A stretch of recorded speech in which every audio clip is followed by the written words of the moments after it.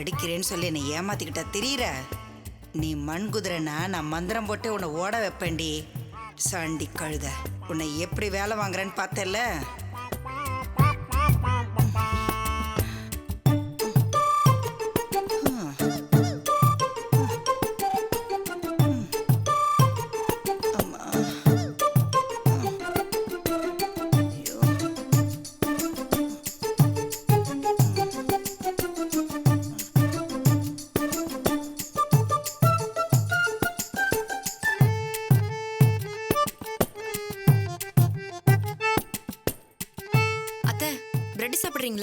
ஏய், என்ன என்ன தின்னுகட்ட தீனி பண்டாரன்னு நினைச்சுக்கிட்டியா? இல்லத்த, நீங்க பசியோட இருப்பீங்களேன்னு உங்ககிட்ட கேட்டேனா? ஐயோ அம்மா பசிக்குதே, பிரெட் இருந்தா போடுன்னு உங்ககிட்ட கேட்டேனா? ஓட்ஸ் கஞ்சியை குடிச்சிட்டு உமடிக்கிட்டு வருதுன்னு சாத்துக்குடிய தின்ன, அதுவும் இப்ப ஜீரணமாகாம தவிச்சுக்கிட்டு இருக்கேன். என்ன பிரெட் திங்க வச்சு ஒரேடியா மேல அனுப்பிச்சலான்னு பாக்குறியா? உங்களுக்கு பசிக்கலன்னா நீங்க அப்புறம் கூட சாப்பிடுங்க. நல்லா இருக்குடி உன் நியாயம். விட்டா ஒரேடியா கண்டுக்காம விட்டுறது, இல்லைன்னா ஒரேடியா கவனிச்சு ஆளையே கொல்ல வேண்டியது. தப்பா எடுத்துக்காதீங்க அத்தை. உங்களுக்கு எப்ப என்ன கொடுக்கணும்னு என்னால புரிஞ்சுக்க முடியல. நீங்களும் வாய் விட்டு கேட்க மாட்டேங்கிறீங்க. மனசுல உண்மையிலேயே அக்கறை இருந்தா கேட்காமலேயே எந்தெந்த நேரத்துல என்னென்ன கொடுக்கணும்னு உனக்கே தெரிஞ்சிருக்குண்டி. நீதான் கூலிக்கு மாரடிக்கிறவளாச்சே. அதான் மருந்து மாத்திரையோட சேர்த்து எல்லாத்தையும் ஒன்னா போட்டு கிண்டி என்ன திங்க வச்சு ஒரேடியா என் கதையை முடிச்சிட்டு நீ நிம்மதியா படிக்கலான்னு பாக்குற. ஐயோ, என்னத்த எப்படி எல்லாம் பேசுறீங்க? காலையில இருந்து கூடவே இருந்து நான் உங்களை தானே பாத்துக்கிறேன். என்னடி கண்ணுங்க கருத்துமா நான் தான் உங்களை பாத்துக்கிறேன்னு சொல்லி காட்டுறியா? நான் சொல்லிலாம் காட்டல அத்தை. ஒரு வா காப்பி அரை டம்ளர் சுடுதண்ணி வச்சு கொடுத்துட்டு நான் தான் உங்களை பாத்துக்கிறேன்னு பெருமை வேற. நீ இல்லனா நான் என்ன செத்தா போயிடுவேன். கூடவே இருந்து பாத்துக்கிற மூஞ்சிய பாரு. உள்ளபடி உன்னை பார்த்தாலே பத்திக்கிட்டு வருது. அத்தை, மதியத்துக்கு என்ன சமைக்கணும்னு அம்மா சொன்னீங்க? தாயே, நீ சமைக்கவே வேண்டாம். என் முன்னாடி நிக்காம உள்ள போய் தொலை. ஐயோ, என் உயிரை எடுக்காம என் கண் முன்னாடி நிக்காம போய் தொலையேண்டி. ஐயோ,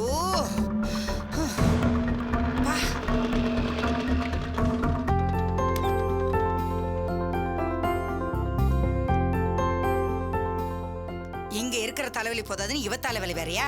எல்லாம் கஷ்டகாலம்.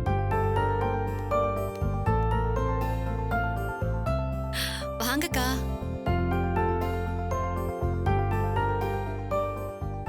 இது என்ன வீடா இல்ல ஹாஸ்பிட்டலா?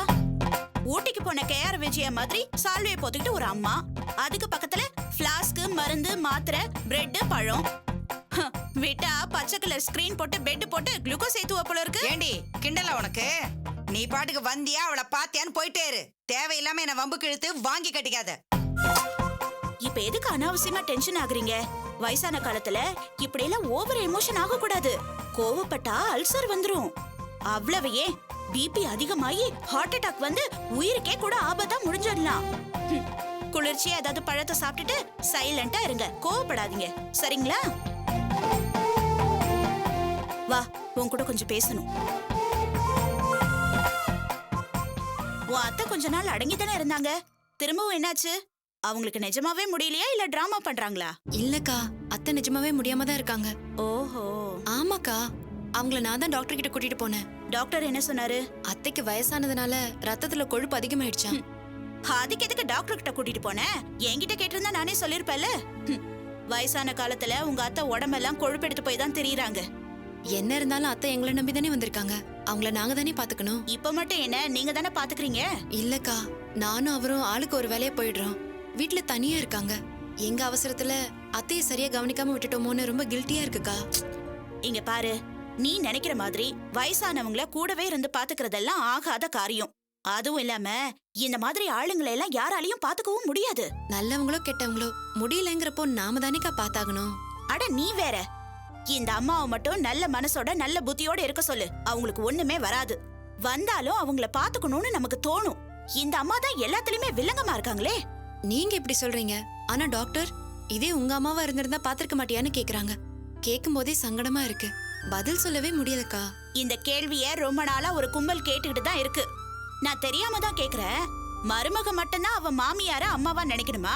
ஏன் அதே மாமியார் மருமகளை மக மாதிரி நினைக்கலாம்ல? ஏன் நினைக்கலன்னு கேட்டு பாரு, அதுக்கு பதிலே வராது. அம்மாவா பாத்துக்கோ அம்மாவா பாத்துக்கோன்னு அவங்க சொல்றதெல்லாம் கரெக்ட் தான். அவங்க ஏன் அம்மா மாதிரி நடந்துக்க மாட்டேங்கிறாங்க?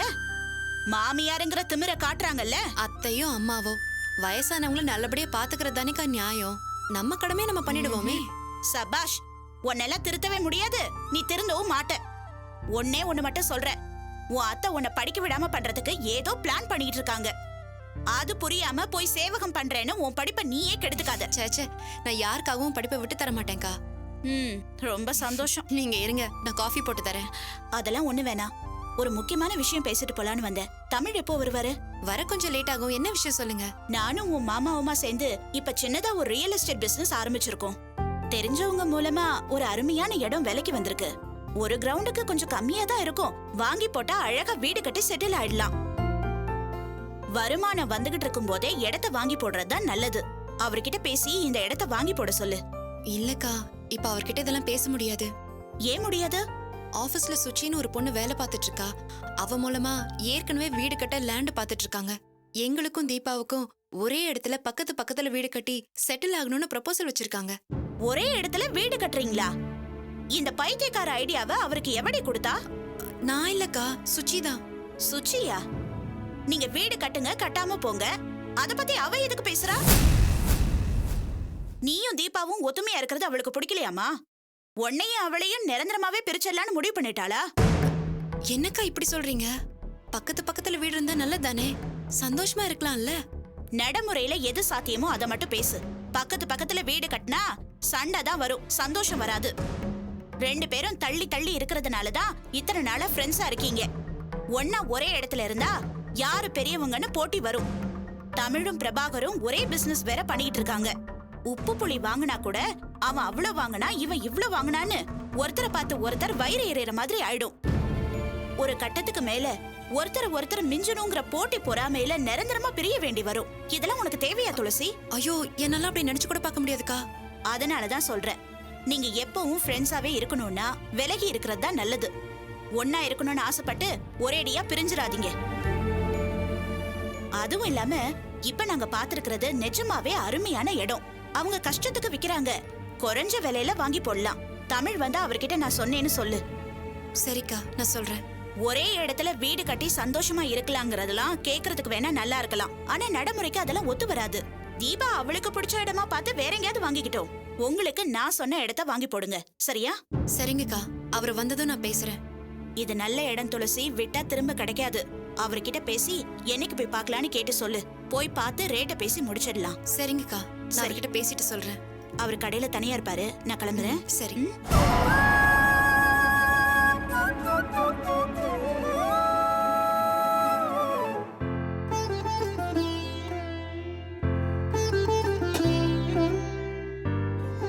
அண்ணி, இந்தாங்க அண்ணி, நீங்க வாங்கிட்டு வர சொன்ன டேப்லெட்ஸ் சரியா இருக்கான்னு பாத்துக்கோங்க.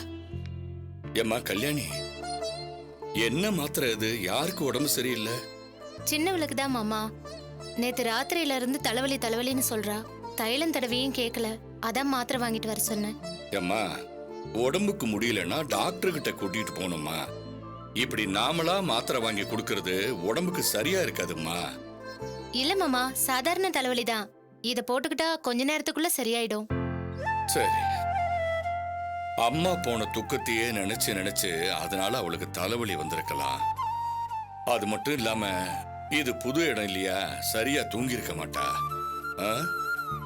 சரி, நீ கூட இருந்து அவளை கொஞ்சம் பாத்துக்க. சரிங்க மாமா. கல்யாணி, என்னம்மா இது? சொல்லுங்க அத்தை. சாதாரண தலைவலி தானே அப்படின்னு விடக்கூடாதுமா. வளர்ற பொண்ணு, ஏதாவது ஒண்ணு கிடக்க ஒண்ணு ஆயிட போதுமா. நீ அவளை டாக்டர் கிட்ட கூட்டிட்டு போய் எதனால தலைவலின்னு பாத்துட்டு வா போ.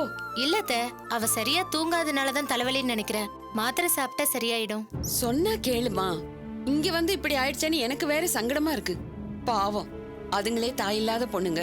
அவங்களுக்கு ஒண்ணுன்னா நாம தானே பார்த்தாகணும். ஹாஸ்பிட்டல் போக காசு வேணும்னா மோகன் கிட்ட கேட்டு வாங்கிக்க. அவன் வேலைக்கு கிளம்பிட்டானா காசு இல்லாம என்ன பண்றது? மாச கடைசியா வேற இருக்கு. அவங்கிட்ட காசு இருக்கோ என்னவோ. அவங்கிட்ட இல்லனா கூட யார்கிட்டயாவது கேட்டு வாங்கி தர சொல்லு. டாக்டர் கிட்ட எல்லாம் எதுக்கு அத்தை? வீண் செலவு. மாத்திரை கொடுத்து நாமளே இங்க பாத்துக்கலாம். பொண்ணு உடம்பு முடியாம இருக்கா, அத போய் வீண் செலவுங்கிற? நீ மோகன் கிட்ட சொல்லி பணம் வாங்கி வை. தலைவலி அப்படியே இருந்தா டாக்டர் கிட்ட கூட்டிட்டு போய் காட்டலாம். சரிங்க அத்தை, அவர் குளிச்சிட்டு இருக்காரு. வேலை கிளம்புறப்ப நான் வாங்கிக்கிறேன். சரி. பவித்ரா, அவ தனியா இருக்க சங்கடப்படுறா. நீ கொஞ்சம் கூட இருக்கியா? நான் காஃபி போட்டு எடுத்துட்டு வந்துடுறேன். சரிங்க அண்ணி. இந்தா இதை எடுத்துட்டு போ.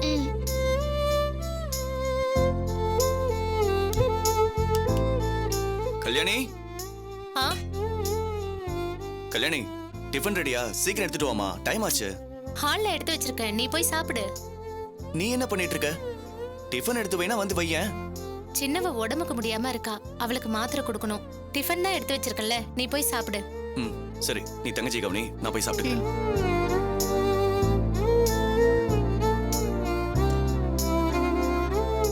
சாப்பிட்டீங்களாப்பா? சாப்பிட்டேன்.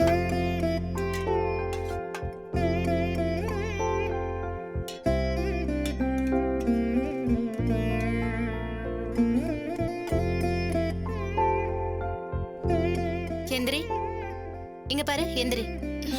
காஃபி குடி. மாத்திரை சாப்பிடணும்ல? ஆ? வேணாங்க்கா. சொன்னா கேளு. மாத்திரையை போட்டுக்காம வலி எப்படி சரியாகும்? இந்த காஃபியை குடிச்சிட்டு மாத்திரையை போட்டுக்கோ. மாத்திரை மட்டும் போட்டுக்கிறேங்க்கா. வெறும் வயித்துல மாத்திரை சாப்பிடக்கூடாது. இதை மட்டும் குடி. குடி, மெதுவா குடி. போதும்க்கா, வாந்தி வர மாதிரி இருக்கு. தலைவலி வந்தா அப்படிதான் இருக்கும். கொஞ்சம் கஷ்டப்பட்டு குடிச்சிட்டு மாத்திரையை போட்டுக்கோ. கொஞ்ச நேரத்துல எல்லாம் சரியா போயிடும். குடி. கொஞ்சம் தாம்மா, சீக்கிரம் குடி. மாமா வேலைக்கு கிளம்பிட்டு இருக்காரு. நான் போய் மாமா வேலைக்கு அனுப்பணும்ல. அக்கா, இங்கே என் பக்கத்திலே இருக்கா, ப்ளீஸ்க்கா. சரி சரி, நான் எங்கேயும் போல. ம்? அந்த மாத்திரை கொடு பவித்ரா. இந்தாங்க. இன்னும் கொஞ்சம் குடி, ஒரே ஒரு வாய். இந்தாம்மா, இந்தா மாத்திரை போட்டுக்கோ.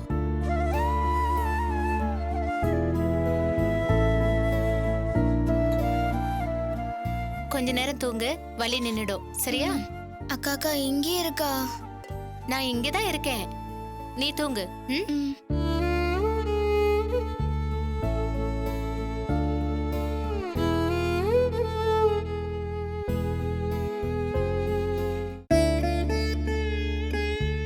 மாத்திரை போட்டுக்கிட்டாளா? ம், இப்பதான் போட்டுக்கிட்டு படுத்தா. தனியா இருக்கவே பயப்படுறா. என்னம்மா, தலைவலிக்குதா? ம். அம்மாவை நினைச்சு நினைச்சு இப்படி அழுதுட்டே இருக்கிறதுனால தான் உனக்கு தலைவலியே வருது. அவங்கள மனசுல நினைச்சுக்கிட்டாலே போதும். எங்களை நல்லபடியா காப்பாத்துமா, எங்களுக்கு நல்ல படிப்பை கொடுமான்னு வேண்டிக்க. நீ நல்லா படிச்சு வேலைக்கு போனதானே அம்மாக்கு சந்தோஷம். படிப்புல நல்லா கான்சன்ட்ரேட் பண்ணி ஃபர்ஸ்ட் மார்க் எடுக்கணும், புரியுதா? கல்யாணி, தலைவலி அதிகமா இருந்தா இன்னைக்கு ஒரு நாள் லீவ் போட சொல்லு. நல்லா ரெஸ்ட் எடு. இல்ல மாமா, மாத்திரை தான் போட்டுக்கிட்டேன்ல, சரியாயிடும். லீவு வேணாம். சரி, தலைவலி சரியாயிடுச்சுன்னா ஸ்கூலுக்கு போயிட்டு வா, சரியா? கல்யாணி, டைம் ஆச்சு, நான் கிளம்புறேன், வா. சரி, நீ படுத்துக்கோ, மாமாவை அனுப்பிட்டு வந்துடுறேன். அக்கா ப்ளீஸ்க்கா. பவித்ராவும் அக்காவும் இருக்காங்கல்ல, மாமாவை அனுப்பிட்டு நான் உடனே வந்துடுறேன். சரியா? நீ படுத்து தூங்கு. கல்யாணி, கல்யாணி. என்ன மோகன், எதுக்கு கூப்பிட்ட? என் பர்ஸ பாத்தியா? உனக்கு எல்லாத்தையுமே நான் தான் தேடி கொடுக்கணுமா? நீயே தேடிக்க மாட்டியா? நான் எல்லா இடத்துலயும் தேடி பார்த்துட்டேன், என் பர்ஸ காணோம். நேத்து போட்ட பேண்ட்ல பாத்தியா? இதோ இருக்கு பாரு, இந்தா. எல்லாத்தையும் நானே எடுத்து கொடுக்கணும்.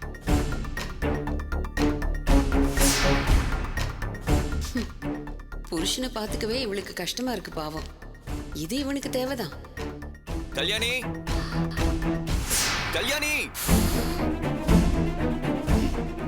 கல்யாணி. என்ன இப்ப என்னாச்சு? எதை தேடி கொடுக்கணும்? என் பைக் எங்க? அவளே உடம்புக்கு முடியாம அனுத்திட்டு இருக்கா. நான் அவளை பாப்பனா உன்ன பாப்பனா? இன்னைக்கு ஒரு நாள் உன்னால அட்ஜஸ்ட் பண்ணிக்க முடியாதா? தொட்டதுக்கெல்லாம் என்னைய கூப்பிட்டா எப்படி மோகன்? சரி, நீ போ, நானே தேடிக்கிறேன். பைக்கே நீ தானே வச்சிருப்ப, எங்க வச்சேன்னு உனக்கு தெரியாதா? நான் தான் தேடிக்கிறேன்னு சொல்றேன்ல, கிளம்பு. டேய், இப்ப எதுக்குடா இவகிட்ட கோவப்படுற? இவளுக்கு என்ன 8 கை 10 காலா இருக்கு? தங்கச்சிக்கு முடியலன்னு இவ அவளை பாத்துக்கிட்டு இருக்கா. இவ உன்னை கவனிப்பாளா, தங்கச்சியை கவனிப்பாளா? அம்மா, நான் இவளை அப்பவே கிளம்ப சொல்லிட்டேன். உனக்கேண்டா இவ்வளவு ரோஷம் வருது? இன்னைக்கு ஒரு நாள் உன்னால சமாளிச்சுக்க முடியாதா? உனக்கு சேவகம் பண்ண கூடவே ஒரு ஆள் வரணுமா? வீட்டு வேலையும் பாத்துக்கிட்டு உன்னையும் கவனிக்கணும்னா இவளால எப்படிடா முடியும்? இவ ஒருத்தி எத்தனை வேலை தான் பாப்பா? அம்மா, நான் தெரியாம சொல்லிட்டேம்மா, விடுமா. சும்மா கோவம் மட்டும் வந்துட்டா போதாதுடா, பொறுப்பா நடந்துக்கவும் தெரியணும். இனிமே உன் வேலையெல்லாம் நீயே பாத்துக்க. சும்மா எதுக்கு எடுத்தாலும் கல்யாணி கல்யாணின்னு கூப்பிட்டு இவளை தொந்தரவு பண்ணாத. அப்ப நாம 5 பேர் மட்டும்தான் இருந்தோம். கல்யாணியால உன்னை கவனிக்க முடிஞ்சது. இப்ப இவ தங்கச்சிங்களும் வந்திருக்காங்கல்ல, வேலை கூடி போச்சு. இவளால உன்னை எப்படிடா பாத்துக்க முடியும்? உன்னையே இவ பாத்துக்கிட்டு இருந்தா இவ தங்கச்சிங்களை யார் பாத்துக்கிறது? பாவம் அதுங்க அம்மா இல்லாத பிள்ளைங்க. உன்னை விட அவங்களுக்கு தான் இவ முக்கியத்துவம் கொடுப்பா. உனக்கு என்னடா கழுத வயசாச்சு, உன் வேலையை நீயே பாத்துக்க மாட்ட? அம்மா நீ போய் உன் தங்கச்சிங்களை பாரு, இவன் கிடக்குறான். இல்லத்த, அவளுக்கு உடம்பு நல்லா இருந்தா இதெல்லாம் நானே பாத்துப்பேன். உடம்பு நல்லா இருந்தாலும் நல்லா இல்லைன்னாலும் நீ தான் உன் தங்கச்சிங்களை பாத்துக்கணும். படிக்கிற பிள்ளைங்களை பாத்துக்காம இவன் பின்னாடி லோ லோன்னு ஓடிக்கிட்டு இருக்க முடியுமா?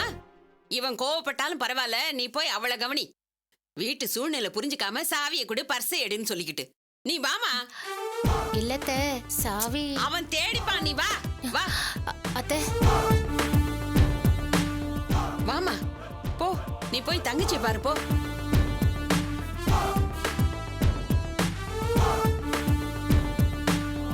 சொல் பேச்சு கேட்காம இவதான் வேணும்னு கல்யாணம் பண்ணிக்கிட்டல, உனக்கு இது தேவைதான்டா.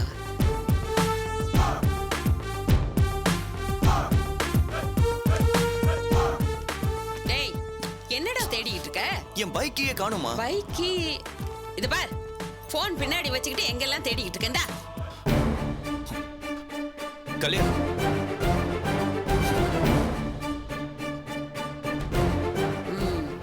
பொண்டாட்டிக்கிட்ட சொல்லாமலேயே கிளம்பிட்டியா? இது போதுண்டா.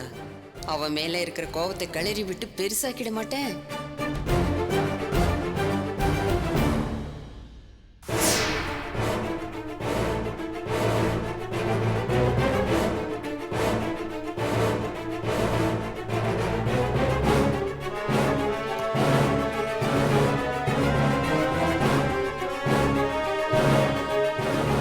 இந்தாங்க காஃபி.